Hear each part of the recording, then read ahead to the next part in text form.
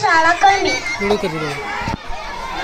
आजच्या पावन दिवसाच्या कार्यक्रमाचे मान्य अध्यक्ष, व्यासपीठावरील प्रमुख अतिथी, शिक्षक वर्ग आणि उज्ज्वल भारताच्या देशदूत माझ्या बांधवांना 75व्या स्वातंत्र्य दिनाच्या मनपूर्वक शुभेच्छा। 15 ऑगस्ट 1947 रोजी आपला भारत देश ब्रिटिशांच्या जुलमी राजवटीतून स्वतंत्र झाला। त्यामुळे भारतीयांच्या जीवनामध्ये 15 ऑगस्ट हा दिवस अत्यंत महत्त्वाचा मानला जातो।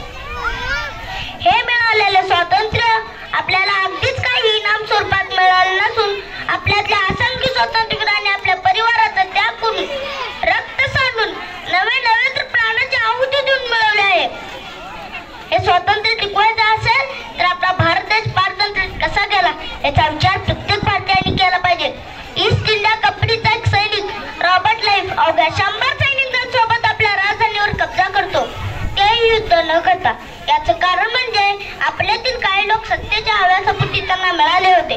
लोक जातीपातीत विभागले गेले होते। त्यांना एकत्र आणण्यासाठी टिळक आगरकर आयुष्यभर झटले। सावरकरांनी तुरुंगवास भोगला। भगतसिंग, सुखदेव, राजगुरू बलिदान दिले। अशा अनेक स्वातंत्र्यवीरांनी आपल्याला स्वातंत्र्य मिळवून दिले। त्या सर्व स्वातंत्र्यवीरांना मनपूर्वक अभिवादन। ज्यांच्यामुळे बोलण्याचे धारिष्ठ्य निर्माण झाले त्या व्यासपीठाचे मनपूर्वक आभार, आणि ज्यांच्यामुळे बोलण्याची संधी मिळाली त्या संयोजकांचे मनपूर्वक आभार। जय हिंद, जय महाराष्ट्र।